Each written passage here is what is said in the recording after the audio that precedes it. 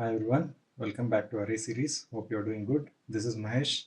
In this video, we will look into a Leetcode problem, which is 1752. Check if array is sorted and rotated.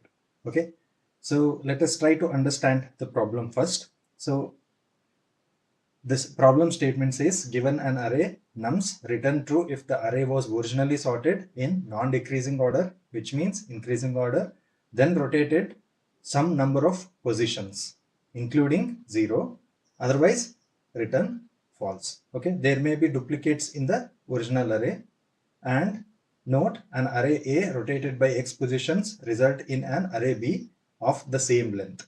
Okay, now let us try to understand this problem a little bit more. Let's go to the editor view. So as usual, these are the steps we are going to follow throughout our series. We will understand the problem statement, we will understand the constraint, then we will pause the video and wait for, think for some solution, and then we will further proceed with brute force solution and the most optimal one. So with that, let us try to understand the problem. Okay, so now if you see, there is an example here which is 3 4 5 1 2. So this is a nums array which contains these numbers. Now if you see, the original array is 1 2 3 4 and 5. Then what they have done, they have rotated the elements towards some position basically. Okay, so now what I will do, I'll move 1 to the end. So that time 2 shifts here, 3 4 5, then 1 comes at the end. Okay, now again I'll move this 2 at the end. So if that is the case, then 3 in the beginning, then 4 5 1 and 2. If you see, originally array was in its sorted position. Okay, now after rotating for 2 times from the left towards right, that time what happened, we got this particular array. Okay, so what we need to find, whether this given array is a proper sorted array with some rotations, hope that is clear. And constraints, we already saw there can be some duplicates in the array, and there can be more than one element. So that then only we will be able to sort and rotate the array. Okay, so with that understanding, now you can pause for a second and you can think for any possible solution. Okay, so now let us try to understand what interviewer will be expecting. So basically this problem, he will be expecting you to solve in order n time complexity. So that means we need to solve this problem in only one iteration. Okay, so with that understanding, let's proceed with the brute force implementation. So now how to come up with the solution? So if you see numbers, it is 3 4 5 1 2. So what you understood, we have rotated it for 2 times, correct, right? So that's what we saw here. Now what we will do, we will keep on rotating it for n number of times. What exactly is n here? N is basically our length of array. So length of array. Okay, so now if we rotate it for n number of times, in any one rotation, we will get a proper sorted array. So we can see that here. Now this is our original array. Okay, now what I will do, I will rotate, I will push 3 towards end. So what it becomes, 4 5 1 2 and 3. So this is my first rotation. Okay, now is it sorted? No. Then what I will do, I will again push 4 towards end, then it becomes 5 1 2 3 and 4 at the end. This is my second rotation. Is it sorted? No. Then again I will do that. Now push 5 towards end, then it becomes 1 2 3 4 and 5. Okay, what we got? We got a proper sorted array. So if this is the case, whenever we get a proper sorted array, then we will simply say it is a sorted and rotated array. Okay, so this is a positive case. Now assume my array is not sorted. So this is my sorted array. So I will change the order a little bit in this one only. This is our negative case. So what I will do, I will take 2 at the first and then 3, 4, 5. Then I'll rotate it 2 times. Okay. So maybe 2 I'll push, then 1. So it becomes 3, 4, 5, then 2 and then 1. Okay. So this is our rotated array, correct, right? I mean, this is our unsorted array and this is our rotated array by 2 times. Okay, so now let us try to find all the possible rotations for this particular array. You can ignore this one for now. Okay, so now what I will do, I'll push 3 at the end. So basically how many times we have to do? We have to do it for n times and check. So after n times, so again the original array starts repeating. We will check that here. Now I'll push 3 at the end. So 4, 5, 2, 1 and 3. This is my first rotation. Okay, then I'll push 4, 5, 2, 1, 3 and 4. This is my second rotation. Now 2, 1, 3, 4, 5. This is my third. Then 1, 3, 4, 5, 2. This is my fourth rotation. Again, what I will do, I will push it. I'll push 1 towards the end. Then this becomes 3, 4, 5, 2 and 1. If you see now with the fifth rotation, again our original array starts appearing. If you see, none of the array is sorted. None of the array is sorted after rotating. So this is not a sorted array. This is not a sorted and rotated array. So this is how we conclude. Okay. So now if that is the case, here what is the time complexity? So on each rotation, what we are doing, we are pushing one element towards end and we are shifting all the elements towards the left. So if that is the case, and if that is the case, it is of order n. Each rotation is of order n. But how many rotations we are doing? We are doing n number of rotations. We are doing n number of rotations. That's where it becomes of order n square time complexity.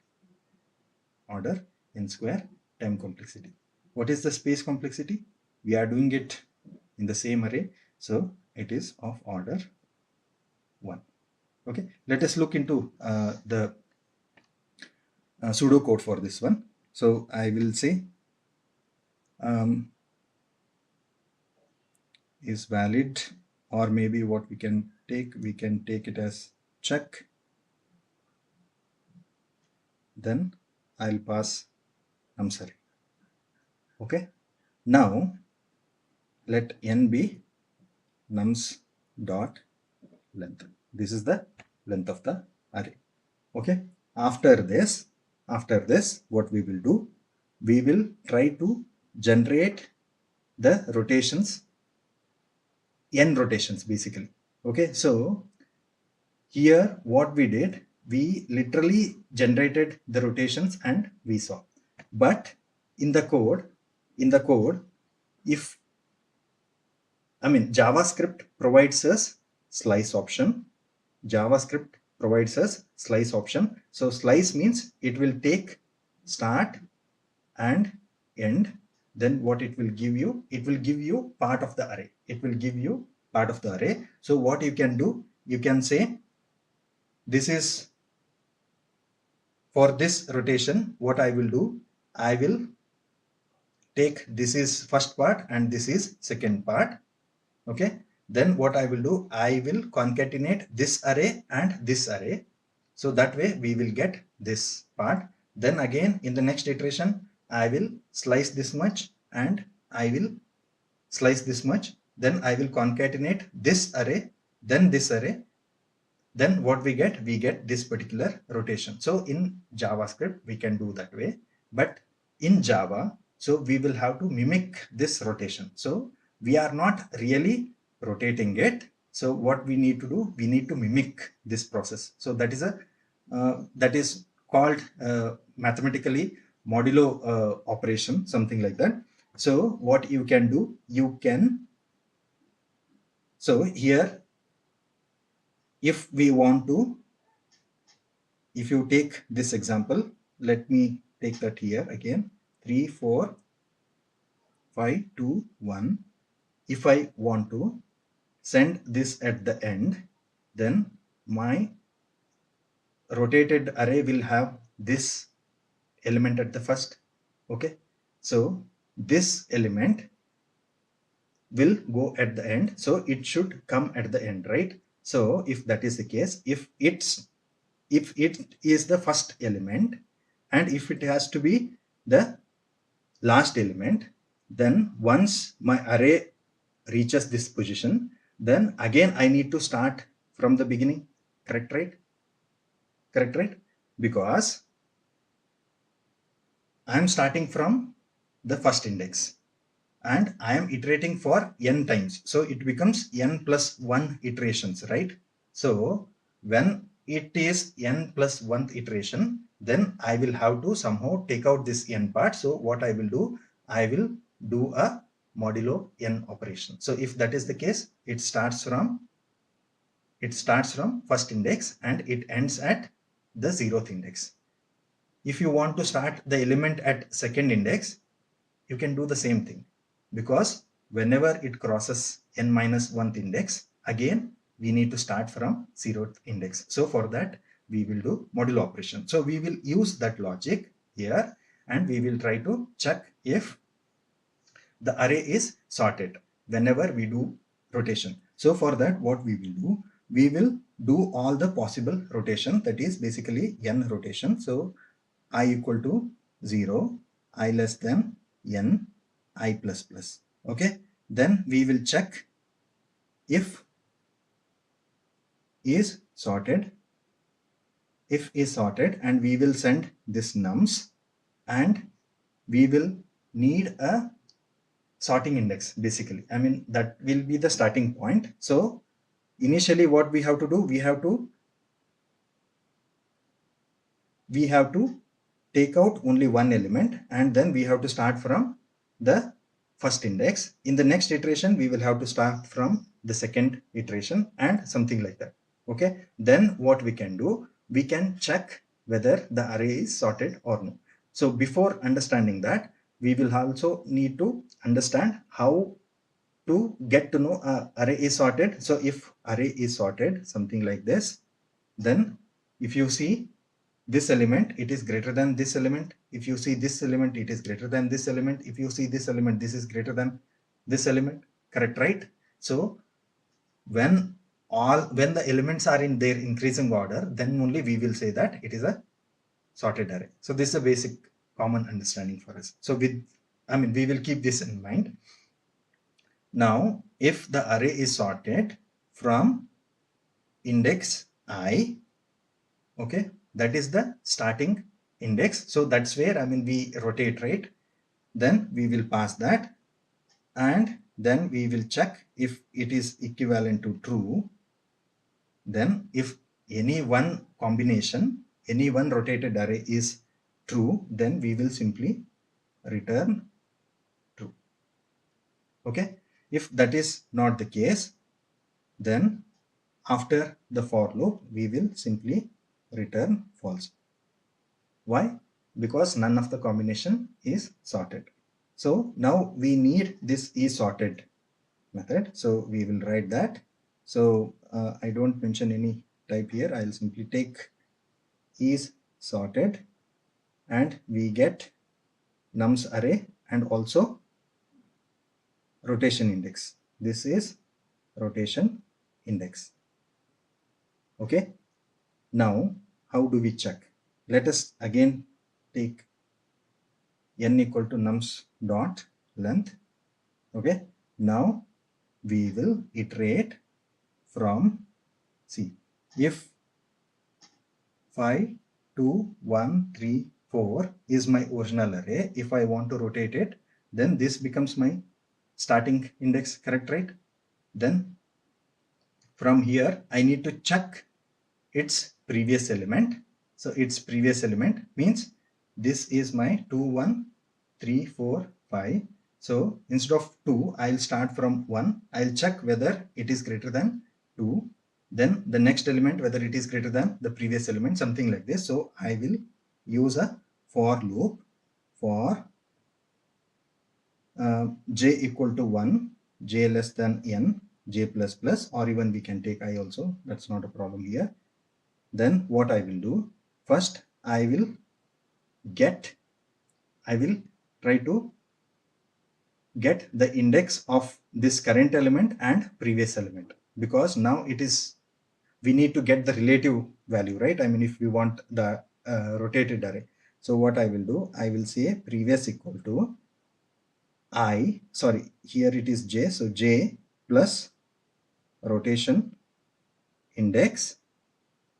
Okay, so since it is a previous value, what I will do, I will subtract 1, then I'll do a modulo n.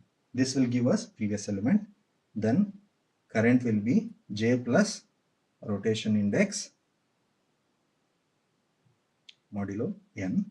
Then I will check if my previous element is greater than current, then for sure this is not sorted. This is not sorted, so I will return false. If such case doesn't exist at all, then finally that's a sorted one, so I'll return true. I'll return true. This way it will check each time the rotated array is sorted or no, and what it will do, it will generate all the combinations, and if any one combination gives us a sorted array, then we will say it is a sorted, otherwise it is not. So for each value, what we are doing, I mean, we already saw, right, it is of order n square, because we are trying to generate all the possible combinations, and then we are checking whether it is sorted or no. Then based on that, we are determining whether the array is sorted and rotated. So let's look this code in action now. So now let's take a const variable n equal to nums dot length. Okay. After this, for let I equal to 0, I less than n, I plus plus. Then what we will say is we will check if is sorted. Then we will send the index, which is I. This is a rotation index. Then if it is equivalent to true, then we will simply return true from here. If that is not the case, then at the end we will return false. Now we need to write this is sorted method. We can write it as a separate method outside, or we can also write this as the inline method here. So I will use the inline concept. So this will accept rotation index. Okay, then we will use that rotation index. Now we can also access nums, because it is a inside method of this particular check method. Okay, so now what I will do, I can also access n, so there is no need to again recompute n here. So I will use for let I equal to 1, I less than n, I plus plus. Now let us take a variable const previous equal to nums of, we will compute I plus I will copy this rotation index then -1 because it's a previous element, then I'll do a modulo n. Okay, this is our previous element. Then I will take a constant current number that will be same, but we will have to remove -1. So I'll paste it here. I'll remove this -1. So this way we get previous and current elements. Now I will check if my current is less than previous. If it is the case, then I will return false. Okay. If that is not the case, at the end I will return true. Now if I run this,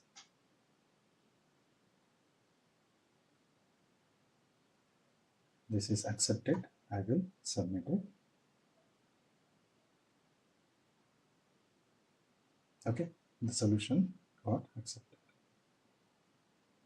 But if you see, this solution takes order of n square time. So we want to reduce it to maybe order n. Let's see, is there any possible way we can reduce it? Let us again take the example, this example, the positive case. So I will copy this.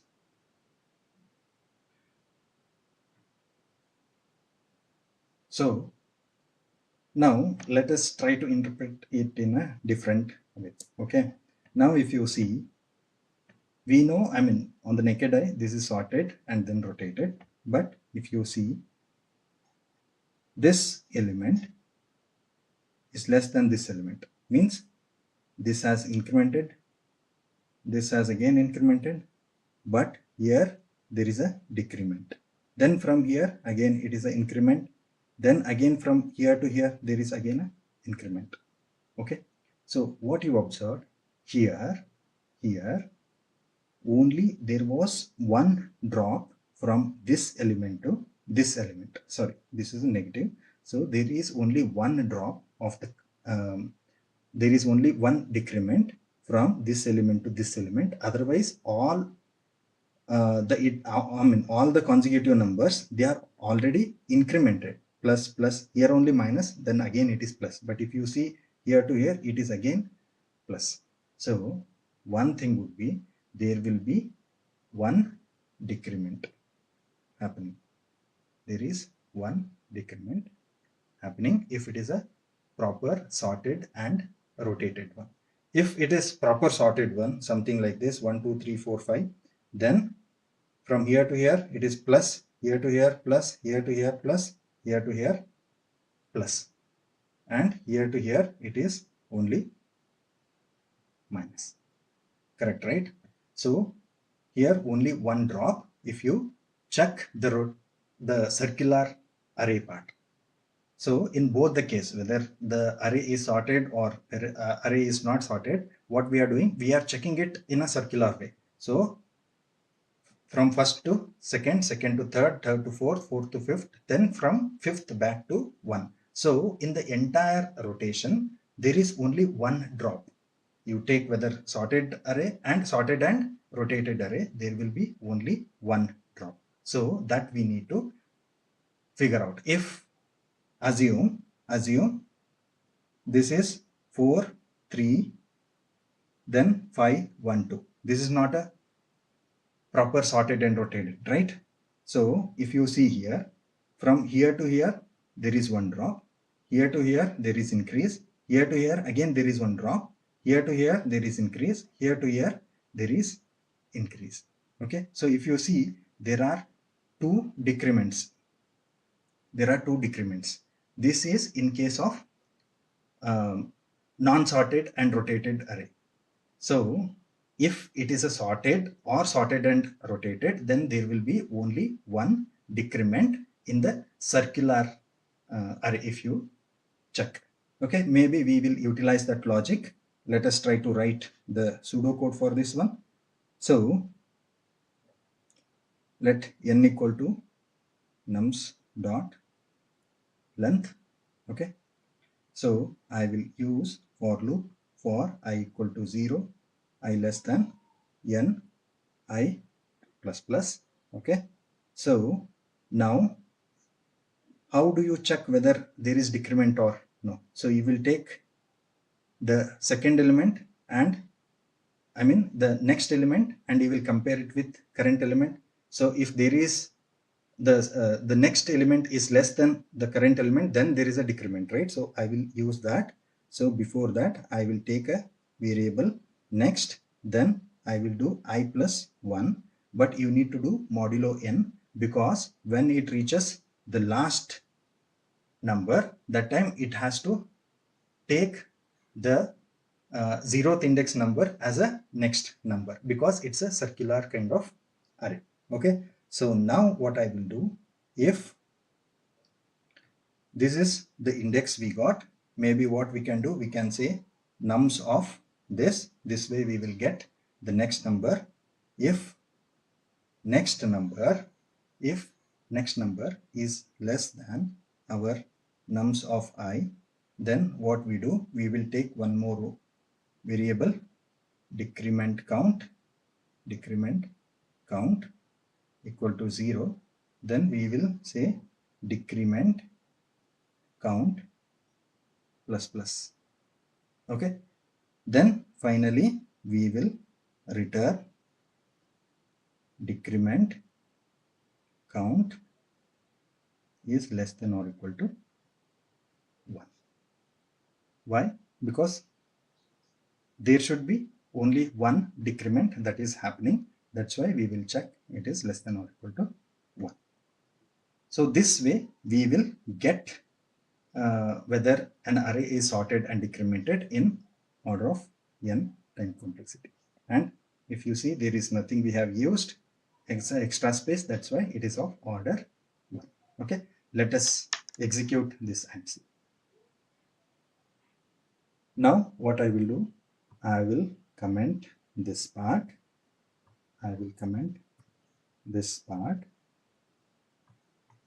okay. Again I'll use this,